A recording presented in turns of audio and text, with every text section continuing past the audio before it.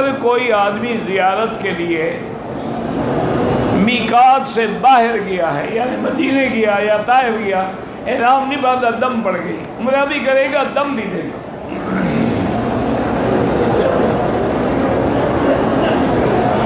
کوئی آدمی مکہ شریف آیا ہے لیکن کام کی نیت سے احرام نہیں باندھا ہے، تو امام ابو حنیفہ رحمۃ اللہ علیہ کے نزدیک جیسے بھی آئے، جب میقات پہ آئے احرام باندھ کے آئے، کیونکہ حضور پاک کبھی بغیر احرام کے تشریف نہیں لے آئے۔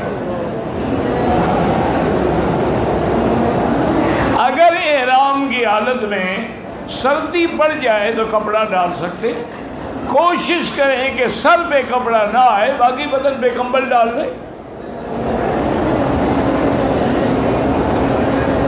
اگر احرام کی حالت میں خود بخود کوئی بال ٹوٹ جائے، کوئی جرمانہ نہیں، وضو کر رہے ہیں، خلال کر رہے ہیں، بال ٹوٹ گئے، کوئی جرمانہ نہیں۔ معنی یہ ہوتا ہے کہ بال خود نہ توڑیں، خود نہ کاٹیں، جو ٹوٹ گئے ہیں وہ اس پر کوئی، کیونکہ وہی بال ٹوٹتا ہے جو مردہ ہے، زندہ بال کبھی نہیں ٹوٹتا۔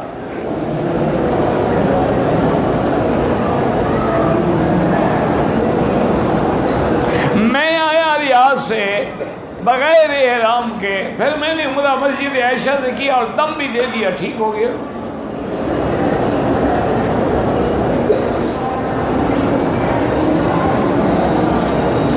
میں مکہ مکرمہ میں رہتا ہوں، میری والدہ کی طبیعت خراب ہے، آپ جائیں والدہ کی خدمت کریں، والدہ کی خدمت مقدم ہے تمام دنیا سے۔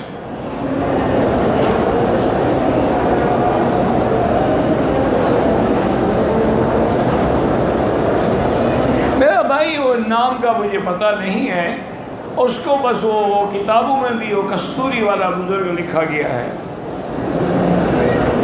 جمعۃ المبارک کے بھی وہی نماز ہے جیسے ظہر ہے، جیسے ظہر سے پہلے 4 رکعت سنت موقدہ ہے، جمعہ کے دن بھی ایسے 4 رکعت سنت موقدہ ہے۔ جیسے ظہر کی نماز میں بعد میں 2 رکعت ہوتی ہیں، لیکن جمعہ کے دن بعد میں بھی 4 رکعت ہیں، اور 4 رکعت فرض میں 2 رکعت خطبہ آ گیا اور 2 رکعت نماز ہو گئی۔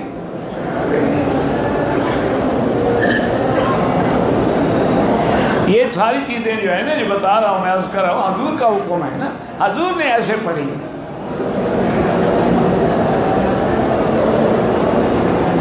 میرا بھائی افضل یہ ہے کہ تسبیح ہو یا ذکر ہو، ہاتھوں پہ ہو، سبحان اللہ سبحان اللہ سبحان اللہ۔ یہ تسبیح وغیرہ جو ہے یہ تو آلت الذکر ہے، یعنی یاد دلانے کا ایک بہانہ ہے۔ جیسے اب سپیکر حضور کے زمانے میں تھا تو اس میں کیسے نماز پڑھیں؟ جیسے یہ آلت الذکر ہے، یہ آلت جو ہے آلت الصوت ہے، وہ آلت الذکر ہے۔ اگر کسی نے پڑھا ورنہ افضل یہی ہے کہ انگلیوں میں پڑھے، لیکن بعض روایات میں آثار میں صحابہ کا گٹھلیوں پہ پڑھنا بھی ثابت ہے۔ میں حج پہ آیا ہوں، مجھے نماز نہیں آتی تو کسی ساتھی سے نماز سیکھ لیں، اور کیا مشکل ہے بھائی؟ کتنے دن ہیں، نماز سیکھ لو کہ کیا پڑھنا ہے، اور روزانہ جو امام کے پیچھے 5 نمازیں پڑھو گے، یہ بھی تو سیکھ رہے ہو نا کہ کیسے ہم نے نماز پڑھنی ہے۔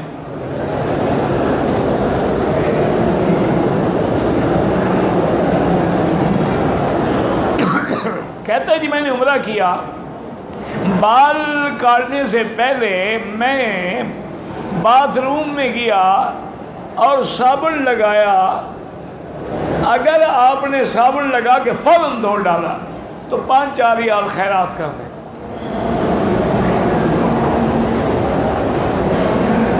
کہتے ہیں جی کہ میں نے طواف کے لیے نیت نہیں کی، صفا مروہ کے لیے بھی نیت نہیں کی، عمرے کی نیت کی۔ میرا بھائی جب تم طواف کرنے جا رہے تھے کہاں طواف کیا؟ کعبہ شریف۔ تو اگر نیت نہیں تھی تو ادھر کیوں گئے؟ نہیں، آپ کی نیت اچھا صفا مروہ دوڑے، کیوں ادھر کیوں نہیں آ گئے دوڑنے کے لیے؟ تو یہی نیت تو تھی کہ آپ نے طواف بھی کیا، صفا بھی دوڑے، الحمدللہ۔ اگر کسی نے احرام کے کپڑے کو صرف کے پاؤڈر سے دھویا ہے کوئی حرج نہیں۔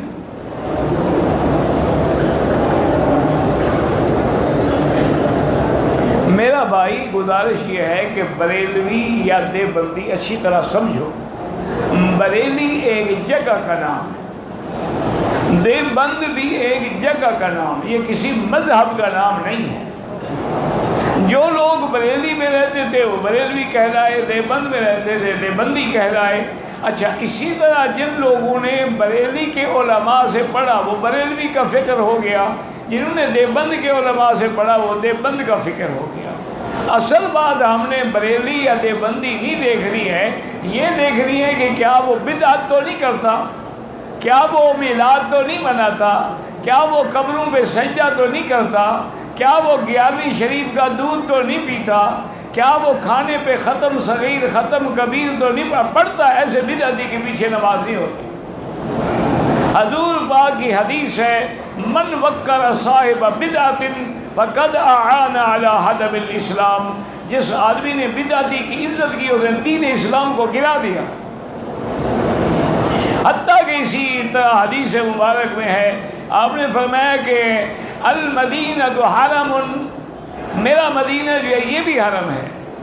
اسی طرح آپ نے فرمایا ہے کہ من احدث حدثا، جس نے مدینے میں رہتے ہوئے بدعت کی، او آوا محدثا، یا کسی بدعتی کو پناہ لی اپنے گھر میں رکھا، فعلیہ لعنت اللہ، اس پہ اللہ کی بھی لعنت ہے، فرشتوں کی بھی لعنت ہے، اور لا یقبل اللہ منہ صرفا ولا عدلا، نہ اس کے فرض اللہ قبول کرے گا نہ نفل قبول کرے گا۔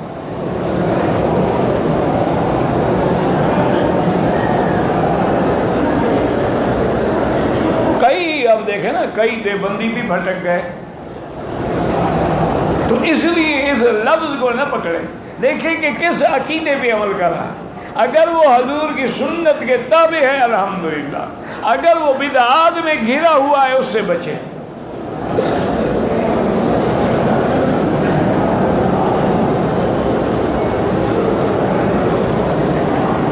کہتے جی کہ اگر احرام کی چادر بیت الخلاء میں جانے کے لیے کندھے پہ رکھ لے یا ویسے بھی کھول لے کوئی حرج نہیں، یہ کیا کوئی چادر کھولنے سے کوئی عمرہ بھاگ جاتا ہے، اس میں بندھا ہوا ہوتا ہے۔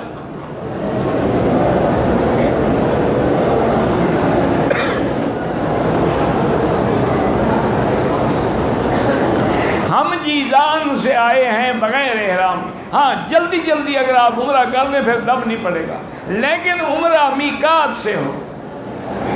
مسجد عائشہ ہل ہے، میقات نہیں ہے، یہ عمرانہ ہل ہے، میقات نہیں، میقات طائف ہے۔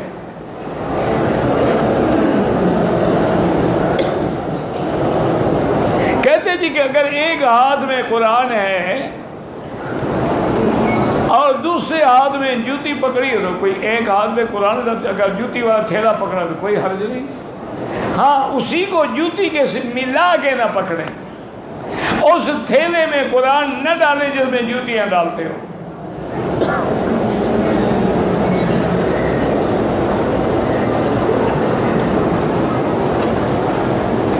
کہتے ہیں جی کہ مکہ شریف میں نماز پڑھتے ہوئے اچانک عورتیں آگے آ جاتی ہیں، نماز نہیں ٹوٹتی آپ، اللہ قبول۔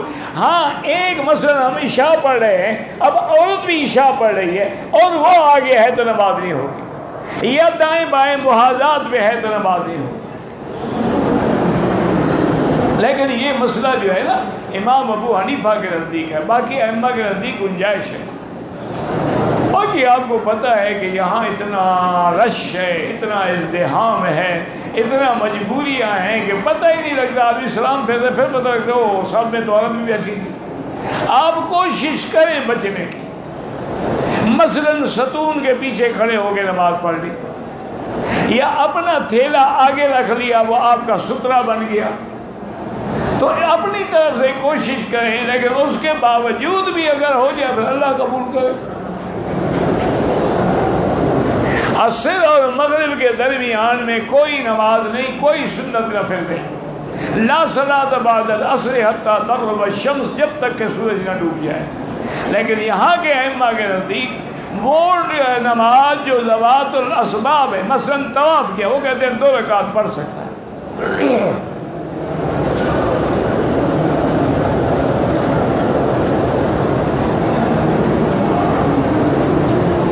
کہتے جی عمرہ میں نے کر لیا ہے، دوسرا عمرہ کرنا چاہتا ہوں، کر سکتے ہیں، جیرانہ سے کریں، مسجد عائشہ سے کریں، لیکن عمرہ کرنے سے زیادہ افضل ہے کہ اتنا دیر طواف کریں۔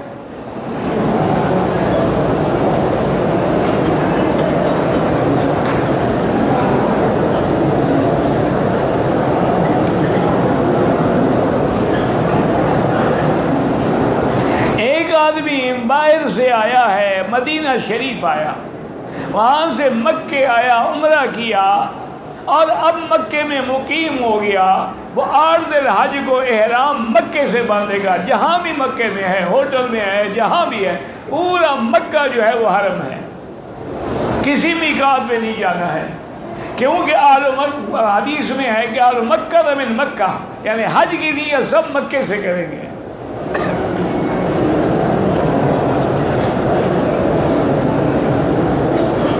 اگر آدمی نے حج کیا، طواف زیارت کے بعد صفا نہیں دوڑا تو دم ادا کرے۔ کسی نے بتایا نہیں، 1400 سال میں تم نے پوچھا نہیں تو کسی نے بتایا بھی نہیں، تم پوچھتے تو وہ بتا دیتے۔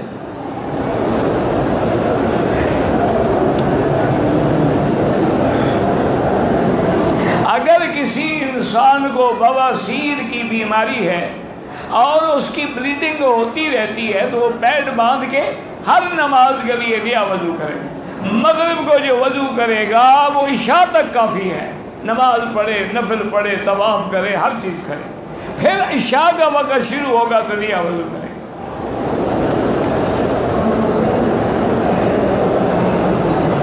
جو لوگ عالم ارواح میں لبیک نہیں کہہ سکے، یہی کتابوں میں اللہ عالم کہ جس نے جتنی دفعہ لبیک کہا وہ آئے گا، اور جس نے نہیں کہا ہمیں کیا پتا؟ آپ نے ساری مخلوقات کے حال کو بتایا، آپ کو لوگ مسلمان ہی نہیں ہوئے۔ یزید جنتی ہے یا دوزخی؟ آپ اپنی جنت دوزخ کا فکر کریں، یزید کا فکر نہ کریں۔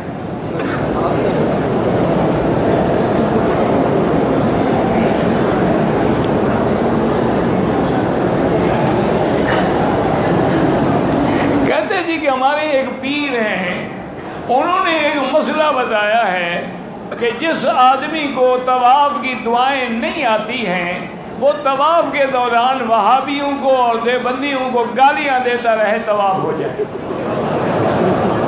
دیکھو جی پیر ہو تو ایسا ہونا، دیکھو پیر قرآن سکھاتے، کوئی گالیاں سکھانے والا بھی تو ہونا چاہیے۔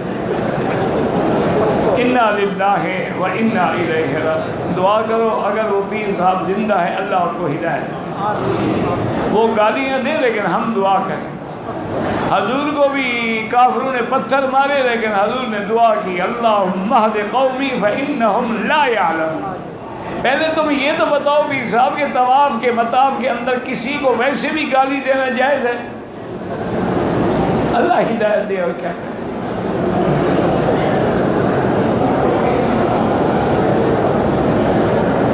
اگر لڑکی یا لڑکے کی شادی نہیں ہو رہی، اس کے لیے 100% مجرب عمل ہے کہ وہ لڑکا بھی لڑکی بھی اس کے گھر والے بھی روزانہ 3 دفعہ سورۃ الرحمن پڑھ کے دعا مانگیں، انشاءاللہ 41 دن کے اندر رشتے ہو جائیں گے۔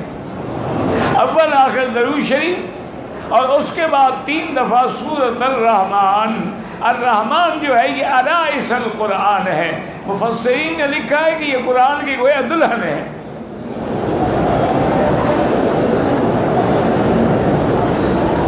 اگر کسی کے دل میں دین کے بارے میں برے خیال آتے ہیں تو یہ تو ایمان کی نشانی ہے۔ تمہارے دل میں ایمان ہے تو شیطان وسوسے سے ڈالتا ہے، کوئی فکر نہیں، بس پڑھ لیا لا حول ولا قوت الا باللہ العلی العظیم، اعوذ باللہ من الشیطان الرجیم، بس۔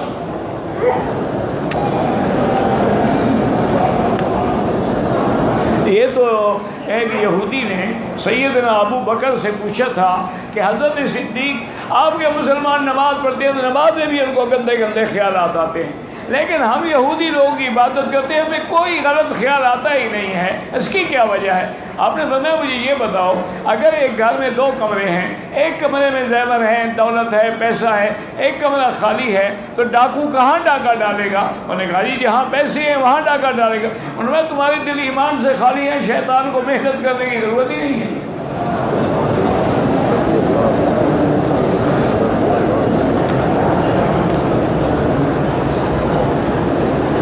کہتے جی کہ یہاں مشہور ہے کہ مرغی جو منگائی جاتی ہے وہ شرعاً ذبح ہوتی ہے، اللہ عالم، میں نہیں جانتا۔ میں یہی عرض کروں گا کہ مرغی کھانے کا شوق ہے تو خود لے کے ذبح کرو، اگر بکرا کھانے کا شوق ہے تو 10 حاجی مل کے پیسے اکٹھے کر کے بکرا لیا، خود بنایا، خود پکایا، خود کھایا، باہر کا کوئی اعتبار۔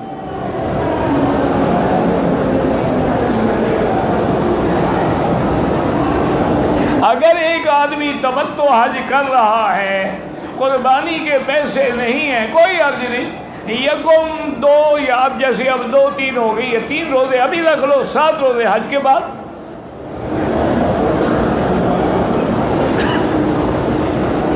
اگر ایک آدمی پہ جرمانے کی بکری دم پڑ گئی، وہ جب اللہ پیسے دے ادا کر دے، نہ کر سکے تو پھر 10 روزے رکھے۔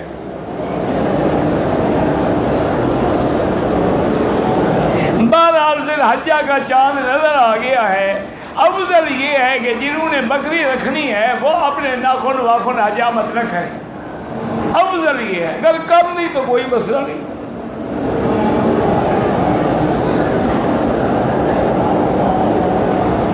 کہتے جی کہ دین میں سختی نہیں ہے، اگر ایک مسئلے میں عمل جو ہے ایک امام کی حالت میں کریں اور دوسرے پر کر لیں، جب تم اتنے بڑے عالم ہو کہ تمہیں سب ائمہ کے مسائل کا پتہ ہے تو تمہیں کسی کی تقلید کی ضرورت ہی نہیں ہے، تقلید تو وہی کرتا ہے جس کو علم نہ ہو۔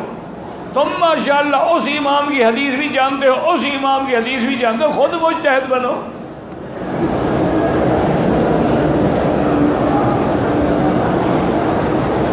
اپنے نیک عمل کے علاوہ اور کسی کا وسیلہ نہیں بنا سکتے، لیکن قرآن پڑھنا تو یہ قرآن پڑھنا بھی تو عمل ہے نا، اس لیے وسیلہ اعمال صالحہ تو بن سکتے ہیں۔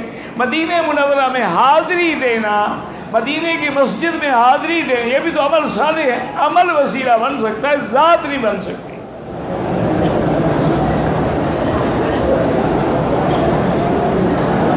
کہتے جی کہ ہم نے گورنمنٹ سکیم پہ آئے ہیں، پیسے قربانی کے جمع کرا، بس اللہ قبول فرمائے، اب انتظار نہ کریں، 10 کو آئیں کر کے ہمارے سر منڈائیں فی امان اللہ، اور اگر پکے حنفی بنتے ہیں تو پھر اپنے ہاتھ سے ایک بکری اور ذبح کر دینا، وہ جو پیسے آپ نے جمع کرائے ہیں وہ صدقہ ہو جائے گا۔ دوران طواف قرآن پاک لے کے اس میں پڑھنا جو ہے وہ جائز ہے، لیکن ڈر ہوتا ہے دھکا لگے قرآن گر جائے، اس لیے۔ اور حضور پاک نے طواف میں قرآن نہیں پڑھا، حضور نے سبحان اللہ والحمدللہ لا الہ الا اللہ اللہ اکبر پڑھا ہے۔ اگر احرام کی حالت میں میری رانیں ٹکرا جاتی ہیں، اس پر میں سرسوں کا تیل لگا لوں، کوئی بات نہیں، مقصد یہ وہ تیل جس میں خوشبو نہ ہو وہ لگا لے۔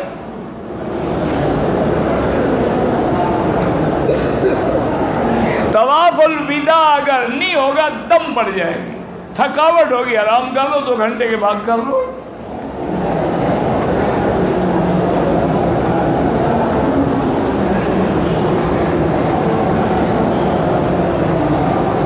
خطبہ جمعہ کا جو ہے سنت یہی ہے کہ 2 خطبے ہوتے ہیں، ایک خطبہ دینے کے بعد امام بیٹھے گا اور 3 تسبیح کے دور کے دیر جو ہے سبحان اللہ سبحان اللہ سبحان اللہ، پھر کھڑا ہو کے دوسرا خطبہ دے گا، یہی سنت محمد مصطفیٰ۔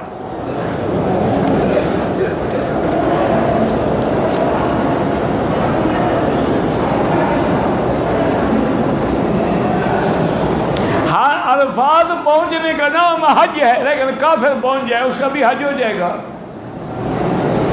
اگر وہ ہے ہی مشرک، حج کیسے ہو جائے گا؟ اگر مشرک نہ ہوتا تو ائمہ حرم کے پیچھے نماز کیوں چھوڑ دیتا؟ جب مشرک ہے تو لاکھ دفعہ عرفات پہنچے.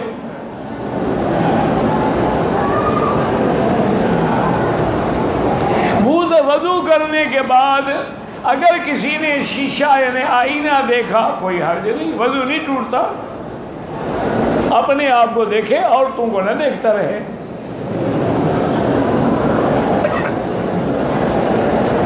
اگر نماز کے دوران کپڑا ہونے کے باوجود نہ پہنے تو نماز مکروہ ہو جاتی ہے. اور حضور صلی اللہ علیہ وسلم نے ساری زندگی کبھی ننگا سر نماز نہیں پڑھی ماں سوائے احرام کے. ہمیشہ آپ کی ٹوپی مبارک ہوتی ہے، پگڑی مبارک. قرآن پڑھتے ہوئے بھی احترام سے پہنے، لیکن اگر سر پہ کپڑا نہیں ہے تو کوئی حرج نہیں، لیکن ادب ضروری ہے. قرآن اللہ کا کلام ہے.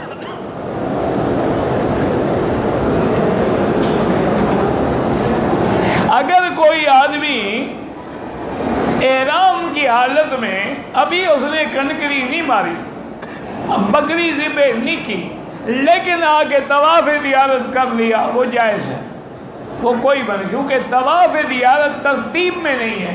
ترتیب میں 3 چیزیں ہیں کہ پہلے کنکری مارے، پھر قربانی کرے، پھر سر مڈائے. اور اسی کو امام شافعی رحمۃ اللہ علیہ نے بھی اپنی کتابوں میں جمع کیا ہے. رن حق، رن رے سے مراد کیا ہے؟ رمی. اور نون سے مراد کیا ہے؟ نہر، قربانی. اور ہے سے مراد کیا ہے؟ حلق. اور طے سے مراد کیا ہے؟ طواف. یعنی پہلے کنکری، قربانی، سر مڈانا، پھر طواف زیارت. اگر پہلے کر لے طواف زیارت ترتیب میں نہیں ہے.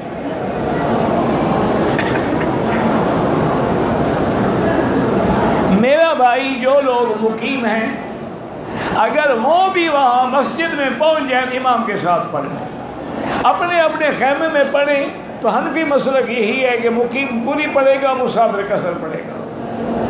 باقی ائمہ فرماتے ہیں مقیم ہے یہ مسافر ہے، قصر پڑھے.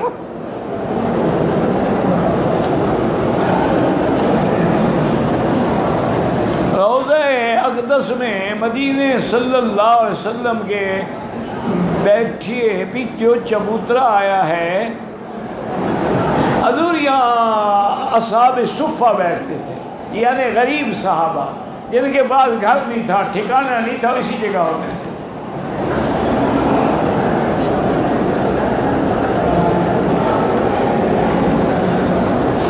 مسجد الحرام، سارا مکہ جو ہے وہ مسجد الحرام ہے. انما المشرکون نجس فلا يقرب المسجد الحرام بعد عامهم هذا. تو کافروں کو ہم چوکی پہ روکیں گے نا، یہاں تو نہیں روکیں. سارا مکہ بھی ہے، مسجد الحرام بھی ہے، اور کعبہ بھی ہے. حدیا بالغ الکعبہ. لیکن آپ قربانی مینا میں ذبح کرتے ہیں، حضرت کہہ رہے کعبے میں ذبح کرو، تو مینا کو بھی کعبہ کہا گیا ہے.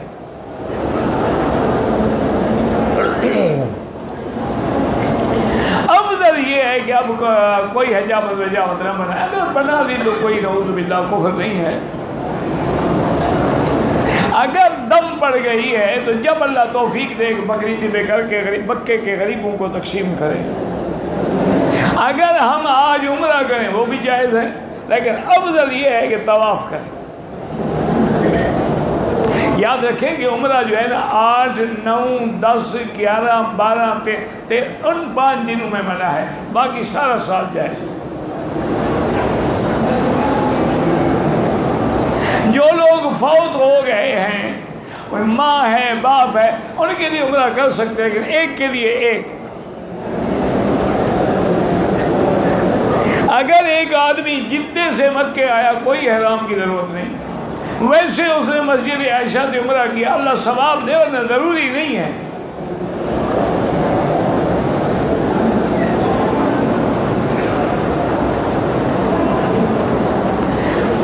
بالکل یہ صحیح حدیث ہے کہ جو آدمی فجر کی نماز پڑھ کے مسجد میں بیٹھا رہے، کوئی دنیاوی بات نہ کرے، قرآن پڑھے، تسبیح پڑھے، ذکر کرے، یا چپ بیٹھا رہے، جب سورج نکل کے ایک نیزے کے برابر اونچا ہو جائے تو 2 رکعت یا 4 رکعت اشراق پڑھے، عمرے کا ثواب ملے گا۔